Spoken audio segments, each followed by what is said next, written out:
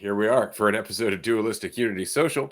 Hopefully, we are going through some technical problems at the moment to see if we are in fact connected to Instagram. We are. I'm getting the big thumbs up that we are connected to Instagram, so we're good to go. This is an episode of Dualistic Unity Social. It's a Tuesday afternoon. It is December 12th.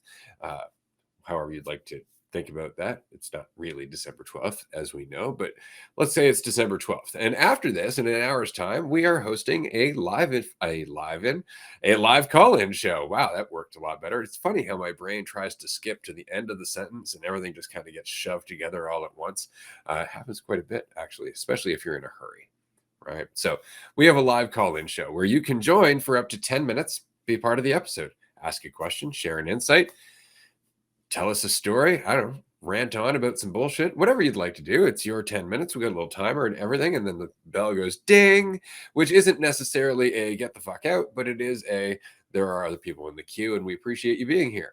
So that said, I just wanted to say thank you and welcome and thank you for joining us. Obviously, I am feeling a little ranty because I just scraped out the bottom of my grinder, of my bud grinder, and there has been crystals that have just been piling up in there for months. And so I packed my bowl just prior to this episode. And then previous to that, we did a movie review of Donnie Darko.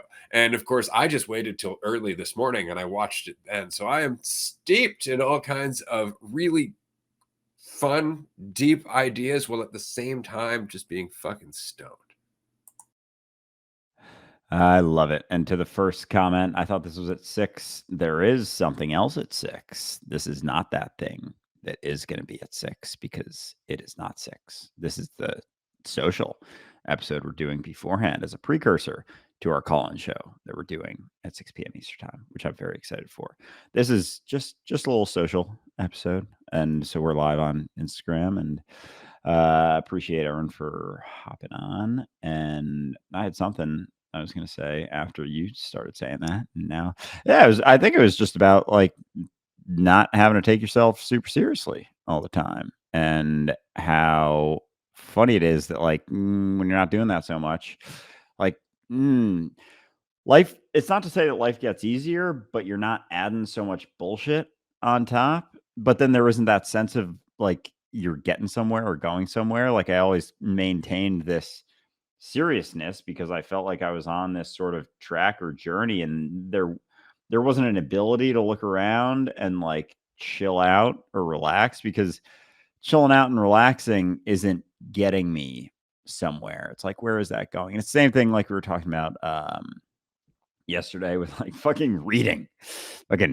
books. Like that wasn't getting me somewhere unless it was a self-help book or something that was going to help me overcome certain feelings or fears or worries. But like you look at that, you look at going somewhere, getting somewhere. Like, is that like you take that far and it's like, all right, then you die. It's like, are we going to dying? Are we going to building something and then letting it go? Because we can see like our priorities shift as we go throughout our lives. Like when you zoom out and you're like, all right, well, what are the people who are closer to the getting to the place, death, doing?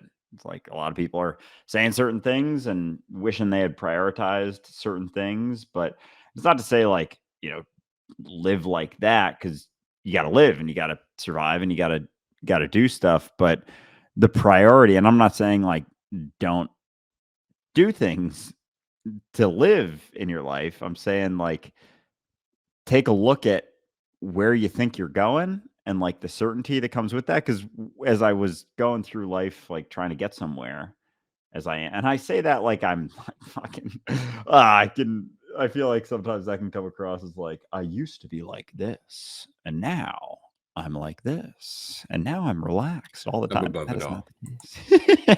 I'm looking down at everyone who's trying to get somewhere.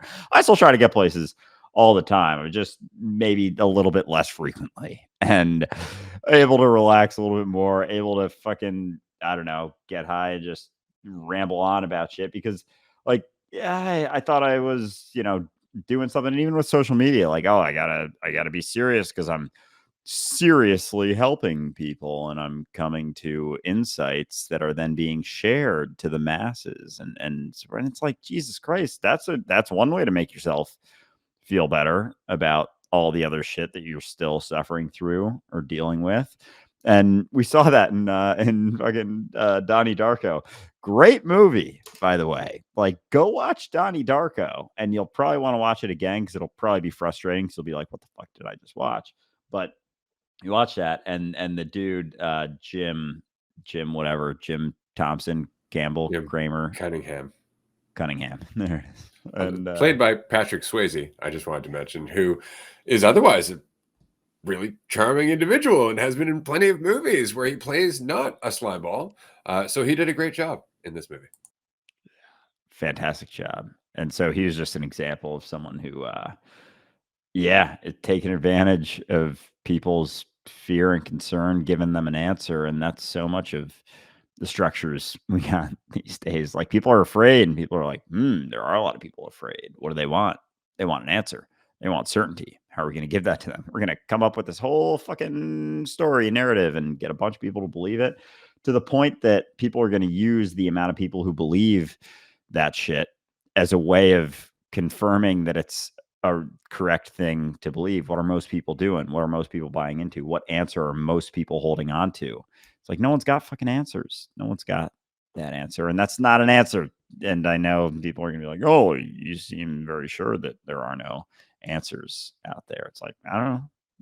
Do you have answers? Do you know what's going to happen tomorrow? Because if you don't know that, it's really hard to say, what's going to happen when you die and shit like that.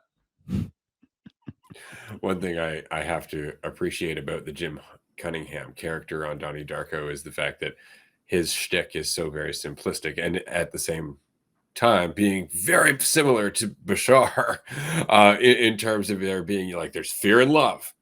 You got to move towards love. And you see them judging everybody who's expressing any kind of fear, or anything that doesn't make them feel good is obviously coming from fear. And so they disregard all of these relevant points that Donnie is saying, particularly calling Jim Cunningham the Antichrist. That was a great scene. That was really good. It was, and again, it's just that oversimplistic thing. You just got to go in this direction, away from that. It's like, there's more to it. You're not actually going anywhere, And if you're judging people who are afraid out of love, that's not really very loving. That sounds a lot like you're afraid of their fear. Which was the response that he was getting from everybody. That's a fair response. That's a fair response. It's like, that's a fair response. Are you listening to yourself?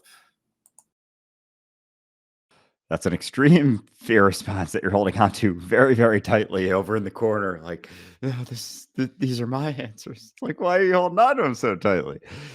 Because you're afraid. Like, so, and like, if we were just willing to admit to each other, to ourselves, that we're afraid. Yeah, I don't know what's to come, and I'm kind of scared of that. But then look at the response to that as, yeah, maybe that's just a part of it, is like, yeah, that's going to be, you're not going to know. And you can be afraid. You cannot be afraid. If you're a little bit afraid, there's nothing wrong with that. But we'll even just, I don't know, like, we build things on top of that to try and avoid the reality of that uncertainty. And one of those things being, and I saw this comment in Instagram here. Me and my old trainer go back and forth about religion all the time. What is the one thing I could say to really get him? He's Catholic and I'm rational. That's funny. What I like the way you put that, but and that, like, that's something that I don't know. Maybe I've been trying to be more honest with myself, like, about what I try and convince someone else of. Because I was having a conversation even with someone recently who's uh, relatively in a relatively comfortable situation, just about the world, and like, there's a lot of messed up stuff going on, and blah blah blah, and they're like, yeah, or I don't even know exactly where we had gotten, but they're like something like, who's to say this isn't the best we can do? And it's like, But it's and I don't know, it's hard when someone's in a comfortable position to convince them that there is something that can be And it's done, and easier for them to say that. yeah. And like, but then there's all of the responses that are like, "Well, maybe this is just there's always gonna be imbalances, that's reality, blah, blah, blah." And I got to a point where I was like, I don't really have anything to say that's necessarily gonna convince, and I had to be honest with myself, like, why am I trying to convince this person to look? It's and then I was like, yeah, there's things that I do to, you know, avoid certain discomforts or feelings, or, am I doing as much as I could do in that? Like, what is even doing it? And is it just looking? Is it shifting behavior here and now? Like, how do you convince someone of it? Like, is it possible to change anyone's mind? Is it actually possible to change someone's mind? I don't know. And so anyway, with the question about religion, I used to very much like enjoy getting in people's faces, and I still will, just about, just laugh in their face at the absurdity of it. But also, like, I don't know, what am I doing trying to convince someone thinking that I know something? And so I have less of an edge with that stuff, but also, and typically I find the more relaxed my approach to things are, the more people will take part in a conversation, because I don't know, as more people just relax, I think there's less reason to be afraid. Like, the tenser and more stressed out you are, the more afraid you typically are, and the more you grab onto certain answers like religion or convincing yourself that this is the best we can do. So, I don't know. A lot of it now is just coming back to myself and wondering, like, I don't know. I don't, maybe I don't know what the best thing is, and all I can do is change myself and my own life, and not necessarily run around trying to point the finger at someone else for doing something. Yeah, that's a good policy in general. Um, I think it helps to remember that you're not going to change anybody into a more or less empathetic being just through argumentation, right? Like, you're not going to change everything that they've learned to see the world as or themselves as in one conversation, but or at least not to the degree that you would like. You can't just change their perspective on world hunger, let's just say, or homelessness, but you can talk to them about the fear that keeps them in that perspective where they can't empathize, because that's what it is. They're not as relaxed, right? And in not being able to relax, they're not able to empathize, and not being able to relax, they're not able to deal with their own suffering, and therefore empathize with the suffering of others, right? And that's why it's so easy to get caught up in this idea of yourself, to get caught up in self-definition and comparison, competition, assumption, all that fun stuff, because it stops you from relaxing, right? But it gives you the sensation of being in control. And often that's what is right at the forefront, right? It's like, this is the best that we can do. And I know, because look how much control we have. It's like, you don't know anything about the best that we can do. We're not even sure what that's defined by, except right now by how well you're doing. Right? And that's more or less it. And that could change at any point. I guarantee you, if all of a sudden that person was to lose their comfort, lose their money, lose their salary, they'd be crying bloody murder for a systemic change. Yeah, for sure. And so, like, and with the fear thing, like, people can convince themselves that they're not afraid when they are. Also, they can be very convinced that they're not, despite being tense and stressed as fuck. And it's like we've talked about before, with just the avoidance of certain situations. Like, you can convince yourself that you've overcome something, and until you're in a situation that brings that fear back up. Like, oh, I don't care what other people think of me, until someone's in your face judging you and making decent points, and then you're like, oh, maybe I am. Or you're worried about a certain situation, and you just haven't experienced that for a while. So even with fear, it's like, yeah, run towards that shit, face that shit if you got it in there. But, like, to convince yourself that you're not afraid when you're very tense and rigid in given situations, a lot of times it's just you're comfortable enough to be able to avoid certain situations that you are afraid of or worried about. And your whole life has become a curated situation in which you only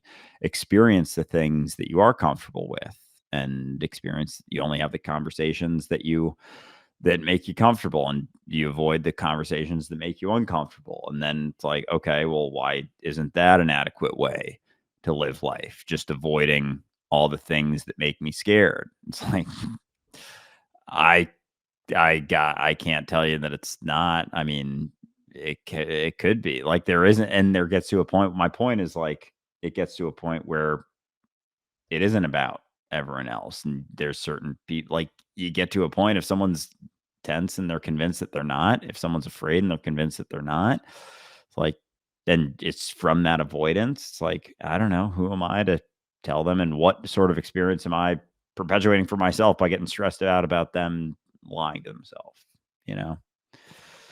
I don't You know. know, I do know. I know exactly this experience of who am I talking to? What am I trying to get across? And I guess what I'm saying is that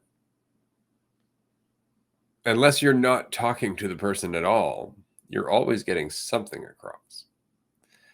And it's the littlest things that make the biggest difference, right? Which means that it's not about talking to them about changing the world. That's why I don't really get into conversations about politics or anything like that. And it's just because the world is swayed and influenced by every ripple that we make. And so if I'm having a conversation with somebody and I'm competing with them, I'm assuming things, I'm not listening to them, I'm all agitated or in a hurry.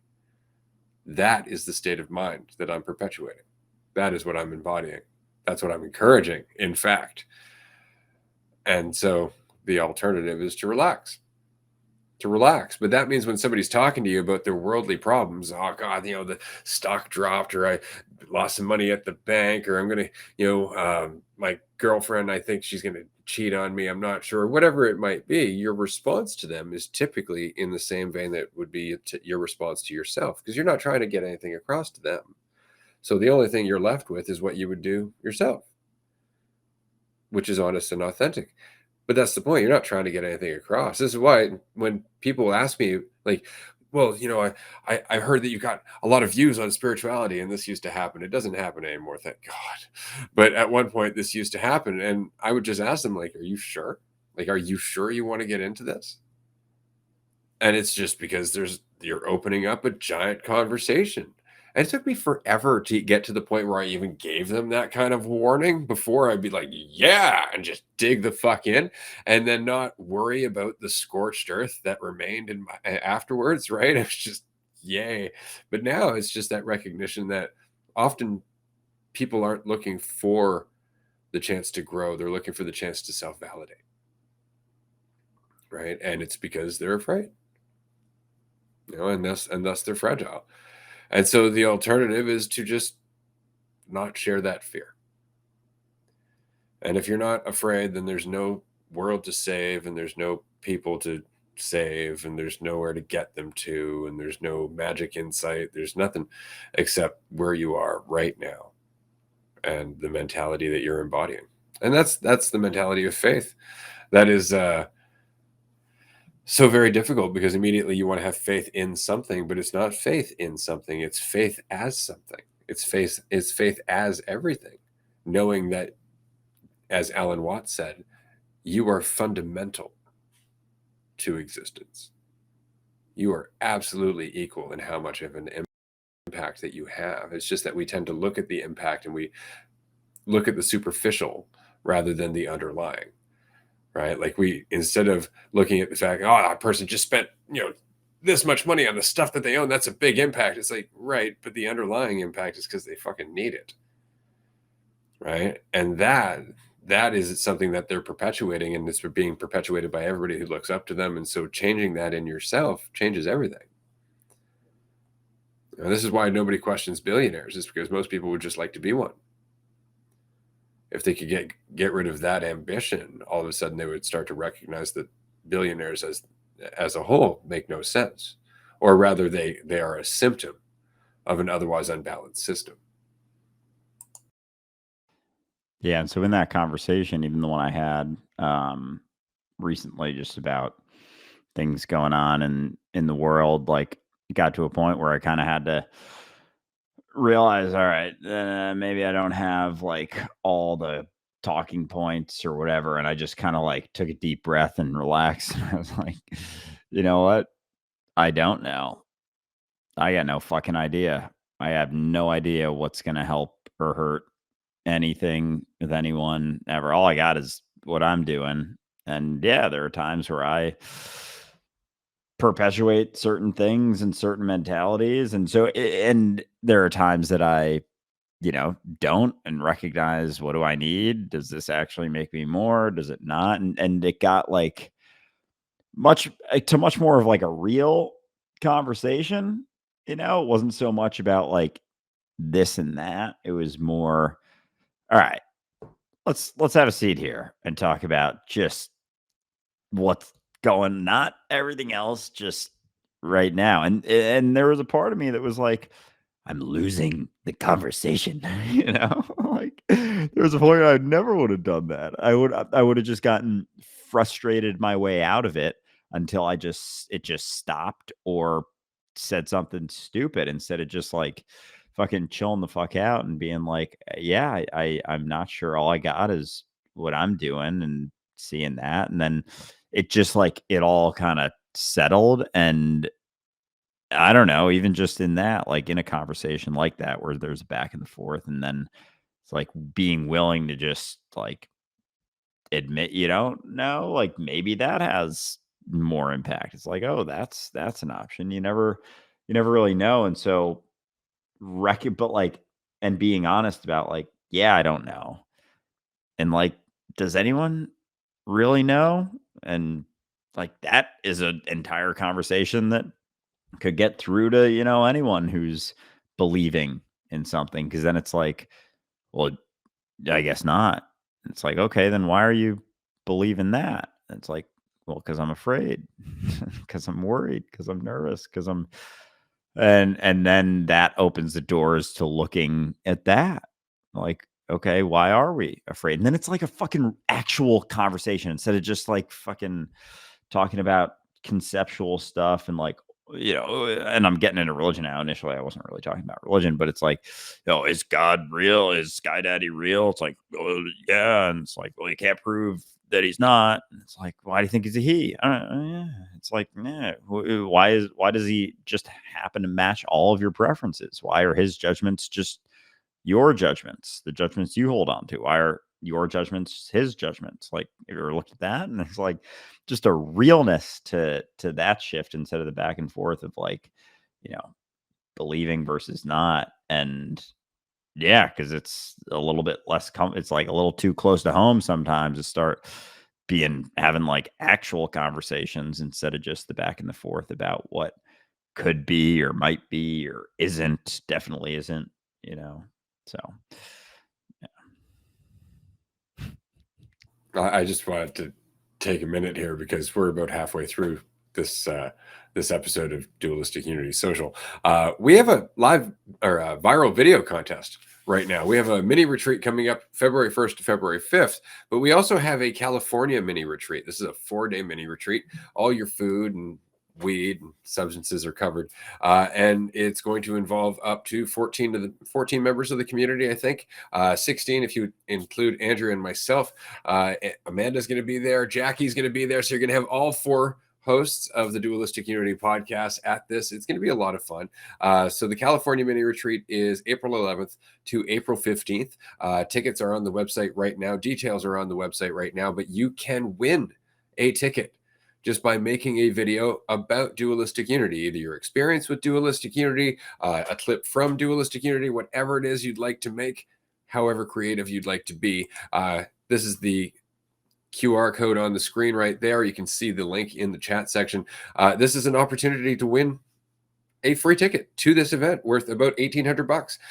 It's a lot of fun. These events are fantastic. We will, of course, release more information as we get closer to the event, but you can find the details and the pictures of this fantastic retreat house. There's going to be a pool table. We're right on the lake. We're going to go for walks. We're going to hang out. We're going to get high. It's going to be a lot of fun. And so if you listen to the podcast and you ever want to just shoot the shit with us, and do exactly what it is we were just talking about here. Just a conversation. Just to have a conversation, not to try and get anywhere, but to let ourselves naturally grow and evolve through learning from one another's reactions to life as a whole. And that's all conversations are meant to be, because the more somebody relaxes, the more they'll let go of control. And so all you have to do is relax. And so that's why the retreats are always so powerful, is because everybody goes there with the intention of relaxing. Everybody goes there with the intention of letting go. And so they make the retreats into something magical. They make the retreats into the space that they deserve, because they're using all of the work that they've done up until that point to help shape that retreat. And so is everyone else, which is why vulnerability and openness and authenticity and courage is so important in these events. So definitely, if you'd like to make a video about dualistic unity, we would love for you to do that.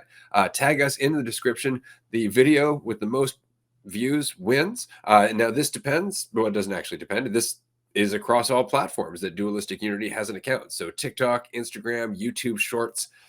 Choose your platform. Post on all platforms. Post as many videos as you like. But the single video with the most views, that creator will win the ticket. And I'm very excited to meet you. We're both very excited to meet you. We're going to hang out and shoot the shit. Yeah, it's gonna be a blast. And again, it doesn't have to be a viral video. It could just be a video with, like, I don't know who the winner's gonna be or how many views it's gonna have. But so it's worth, throwing it in. And again, it can just be a clip. Just be a clip from the podcast. Go to YouTube, download a video, clip some stuff up, put it out there. Maybe try and find something controversial. We have a number of we have a community topics playlist to give you some suggestions. Community topics playlist on YouTube. There's certain topics that might muster up some people to get mad at you. We have talked about religion a number of times. You can just clip some shit out of The Illuminati, Illuminati. Cancer, Yeah. a bunch of stuff. Oh yeah, Cancer. That was a good one, because there was a lot of crossover with just it being an expression of society and how the recognition. And yeah, we can talk about that, I guess, a little bit right now. Just how much, like, our body being what was I was gonna go somewhere with it. Yeah, the viral video contest. Just like, yeah, might as well post something. It doesn't have to be a view, it can just be a clip. Anyway, Cancer, and how much realizing, I don't know, like, how society is basically a body, like an organism. A cancer is like a certain cell doing its, like, not doing its role. And our roles aren't even, like, as soon as I say role, I can imagine thinking like, oh, well, I got to find out my role, and then I got to do that role, and then I got to do it correctly, because I'm a cell that's trying to avoid the body getting cancer, and blah, blah, blah, blah. And cancer just being that buildup and, like, hoarding more for me. I need all of this, and that kills a body very quickly. And so we see this organism going through a lot of shit, a lot of stuff, no differently than a body getting cancer and seeing a buildup of certain cells doing a bunch of shit that is not in line with everything else. So back to the point about the roles, like, hearing that, I can imagine thinking like, oh, well, what's my role? Got to find out my role. Got to spend my life figuring out what my role is. You are your role. You're your role right now. Whatever you're doing is your role. Whatever you're doing next is your role. Like, you can't escape your role, kind of thing. And if you can't escape your role, there's no other role to get into. Like, you're doing it. Well, we just can make up ideas of what our role should be. So the thought of what's my role, got to figure out my role, got to get to my role, got to be my role, got to do my role perfectly, got to do my role perfectly forever. That's kind of what most people do, myself certainly included, a lot of times, come up with an idea of the right way to be, the right way to act, the correct way to feel, the correct thing to do, the right way of handling something, and just making something up, essentially. Maybe you heard it from someone else. Maybe you made it up in your head the right way, the correct way. And then you just think you have to keep doing that. And that's the thing that keeps you from just doing your role and being your role that you're doing all the time. Like, you're already doing it. You've been doing it your whole life. And even when you're getting caught up in a bunch of shit, it's like, you're still doing your role, sort of. You're just stressed out and wreaking some havoc along the way because you're thinking that your role is somewhere else. You put on blinders trying to find that role, the right way to be, the right way to act. When you're doing it, it's like you're standing on it, standing on a spot, says my role underneath you, running around. It doesn't ever escape you. You're always on top of it, running through things, looking for your role. It's like you can't not do it. So if you can't not do it, you might as well relax as you're going through things, as you're doing things. And even the stuff that we struggle through and suffer through, certain, you know, thought patterns or certain situations in our lives, like more often than not, you go through it, you experience it. Maybe it's for a little while, maybe it's for a long while, and then you learn something from it or you take something from it. And we go back and forth through these situations, thinking there's something wrong with us, thinking there's something we should be doing that's different than what we're doing. And then eventually we maybe relax a little bit or get through whatever we're going through. And then we sit there and we're like, oh, all right, I learned a lot from that, kind of see the necessity. And yet I went through the whole thing thinking that it shouldn't be happening, but it was necessary in order to, learn the lesson that I learned. So if that's always the case, we're always going back and forth between that, then, maybe next time around, I'm not saying that you're entirely relaxed the whole way through, but there's a little bit more wherewithal to realize, oh, maybe there is going to be something that I learned from this. Maybe this isn't the end of the world. Maybe there is something that comes of this. And maybe, you're not entirely tense the entire time. Maybe you relax a couple of percentages more. And then once you are, things shift, because when you're relaxed, things shift a little bit more. When you're tense, it's like they stay the same. That cliche quote, "What you resist persists," sort of deal. But we're constantly going through things like thinking we should be doing something else or acting a different way. Meanwhile, doing it perfectly the whole time. So it's really just our thought about whatever we're going through or dealing with, thinking that it shouldn't be happening, fearing things happening in certain ways that just make our lives more difficult. And it's not to say that life isn't difficult a lot of the time, but you have the opportunity in every moment to make it a little bit more difficult or a little bit less difficult. And by, trying to be something else other than just whatever you're being right now, it's oftentimes makes it a lot more difficult. That's why I like this quote by from Seneca: "A man who suffers before it is necessary suffers more than is necessary." And it's just because, why would you suffer before it's necessary? Well, because you're thinking about it, right? You're going through the psychological pain of weighing yourself and measuring yourself and comparing yourself and trying to feel like you're in control and trying to feel like you're absolutely certain. And that's never going to happen. All you can do is just go and do the thing. Right? You can cause yourself so much more in terms of just weight and burden by adding the idea of yourself to the mix, whereas you just don't have to. You just don't have to. You can remove that entirely. You do not have to be an idea or a concept, and that's what weighs us down. We keep trying to be an idea or a concept. We keep trying to form an idea that we can be certain about.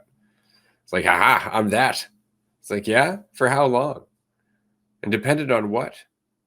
And all of a sudden, there's this whole journey, right? There's this whole thing that you have to maintain. And then, worse, you're trying to define yourself as one thing, which means you're afraid of not being that thing, right? So now there's fear and there's stress, making it even harder to be that thing. And that's why often people who will identify as very nice people are absolute selfish pricks. And it's because they define themselves as nice people, blinding them to what they're doing. And that's the unfortunate part about identity, is that it blinds us. It makes us feel better, sure, but at the expense of sensitivity, at the expense of intelligence.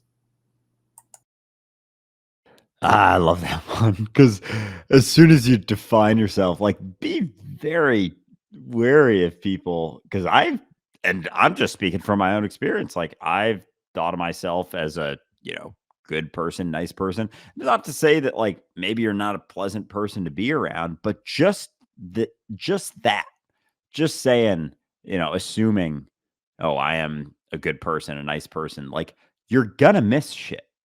You're gonna miss shit that you're doing that you would otherwise notice if you weren't telling yourself a story. Like, as you said, like, it makes you feel better, but it also cuts you off from reality. So any story that you're telling yourself is cutting you off from reality. You tell yourself you're a bad person, you're a piece of shit, you're an awful person.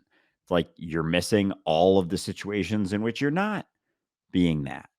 And we just will have that sort of identity. In order to feel like I can be sure of something, I'll just actively avoid seeing all of the things that are spitting in the face of that assumption. So maybe you don't have to define yourself. Maybe you don't know if you're a good person or a bad person. What the fuck does that even mean? Is it I'm a good person today? A good person tomorrow? Am I a better person today or tomorrow? Like, what sort of, like, am I now a good person in this moment because of what? We don't know the impacts of anything anyway. So, like, the audacity to call yourself a good person, which I think most people probably do. Most people probably assume they're a good person. Hitler probably woke up in the morning telling himself that he was a good person. He actually definitely did, because he spoke openly about how he was thinking he was a good person. It's like, that's obviously there's a lot in the way of seeing what's going on. If maybe he was a little bit less certain about how he defined himself, maybe he'd be a little less, little bit less certain about all the shit that's driving him to do all the whack ass shit that he's doing, the fucking insane shit and incredibly awful and atrocious things that he did was stemming from certainty that he was a good person. That's some blinding ass shit right there. So all these, like, all that shit stems from being sure. Like, I know this is the best thing to do. And that they're the master race. Like there was a fuck ton of certainty in that. Yeah, so much. Like, all wars are based on two people being very, very sure of themselves and then fighting to try and confirm it. The Spanish Inquisition, a lot of certainty behind a lot of death, a lot of false certainty, a lot of presumed and desired certainty despite never actually having it. So, even in response to certain things that are a product of that certainty, we're trying to be certain about things, like, and that's why, like, no good or bad, right or wrong. Someone will be like, well, point out some atrocious situation. It's like, yeah, but you see, that's what got them to do the fucked up shit that they did, was being sure. And so you being sure of all of that is buying into the same underlying mentality that got them there. So maybe being a little less sure about everything has more impact, but to think like, but that's uncomfortable to not be able to point to certain things, because then you got to realize, like, maybe I don't know. Maybe I don't know what's best for reality, what's best for myself, what's best for blah, blah, blah. Maybe there isn't a right way to think about myself. Maybe I can't think about myself without making just a fuckload of assumptions, not the least which being that I'm a good or a bad person. Maybe I don't know anything. See, now there's a good place to start with somebody who's religious. It's just to start with the simple recognition that when we're confused, it's very hard to make sense of anything. And yet when we're clear, things make a lot of sense. But how can we know when we're clear? And if we can't know when we're clear, then how can we know how we're interpreting the Bible or any other beliefs is the way it should be interpreted? And immediately they're like, okay, so the conversation's about clarity. It's like, now we can have a conversation, because it's not about this fiction of God. It's about the experience of being yourself. Right. And so there's a good bridge there. But that was the most successful kind of conversation I ever had with anybody who ever came to my door and wanted to talk about God, because they don't want to talk about God. They want to convince you about their perspective of God. But if you're questioning, our perspective from moment to moment, if you're recognizing, like, I don't always feel like I'm clearly seeing what's actually happening here. I don't know about how do you feel? And we can all recognize that there are periods that we feel confused. So, I mean, that sounds like the primary thing to work on rather than worrying about which God to believe in or what, or how to follow the Bible. It's like, let's work on clarity. Let's work on clarity. And then you'll find yourself remarkably hesitant to reach for that Bible because what you'll find is that you're actually less afraid. That's the nice thing about clarity is that while it also brings a shit ton of new considerations, it also brings a shit ton of new strength once you've learned to adapt to those considerations. And with that strength comes less of a fear to face reality and more of a feeling of connection, which is really the point of all of this is that feeling of connection. That feeling of connection is not something that comes about through trying to connect to other people. It's through getting rid of the division that exists in your perception between you and everyone else, which is the thought about yourself. The idea of you is the division because the idea of you creates the idea of them and vice versa. And immediately you're lost in this fictional idea of them versus you and not seeing that you're connected because the only way that you can see you're connected is just live your life. Just live your life, be yourself. And as people come up to you, talk to them openly, authentically, honestly. Don't live your life dictated by need, fear, and attachment. Because if you're doing those things, then you're just not necessarily being there with those people in those conversations. You're trying to manipulate them. You're manipulating them because of a need that you're not even aware of. So if you can just live your life, then it gives them the feeling they can live their lives. And that's it. That's the ripple. Live your life. And I'm going to live mine. And we are going to end this episode here in the next few minutes, but we are continuing shortly at 6 p.m. Eastern. We have a live call-in show, which means that if you've enjoyed watching us ramble and do all this, and you'd like to join us on the screen and actually ramble with us for up to 10 minutes, you can do so. Twitch.tv/Dualistic Unity. We are not going to be live streaming on Instagram for this, so definitely join us there or on our YouTube channel. You can watch the live from there. Absolutely free. Just have to go to the link, which we will provide during the episode. That's it. This has been a lot of fun. It's been a blast. Yeah. And that link, join the Twitch is on my Instagram story also. So for those on Instagram, you can just go right there and we'll be on there in 17 minutes.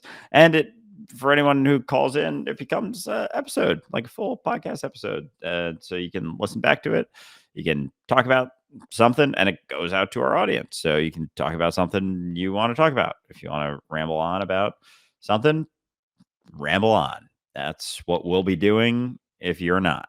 So this has been a lot of fun. The last thing I want to say before we got like 30 seconds is just like how much weight there is to holding on to our false certainty and like the stories we tell ourselves. Because if it comes back to just like how much weight are you carrying, like all the belief systems, all of the how sure I am about things, like if the priority is dropping the weight, then maybe holding on to being so sure of something doesn't make quite as much sense. And yeah, that's a different conversation. And that shifts it and it's fun. Yeah. So Perfect. That's an excellent way to wrap up. I have been reminded by Jazz that they are having a Discord watch party. So if you're going to watch the episode instead of calling in, even if you're going to call in, join them on Discord. The link is on the screen as well as in the chat section. If you haven't checked out our community Discord, you should definitely do so. It's full of people having this conversation, questioning themselves, looking for an opportunity to just go through it basically without judging themselves for doing so. And because most of the participants in the Discord are coming from a place of responsibility, it's really quite an inspiring conversation overall. And for those that aren't necessarily coming from a place of responsibility but are looking for other people to answer them, it's a great place to be challenged and be reminded that you don't need other people to answer your questions. But that also might make you uncomfortable. Point is, go and check out the community Discord. This has been a lot of fun. Thank you, everyone. We will see you next time. And by next time, I mean in 15 minutes. peace, bitches.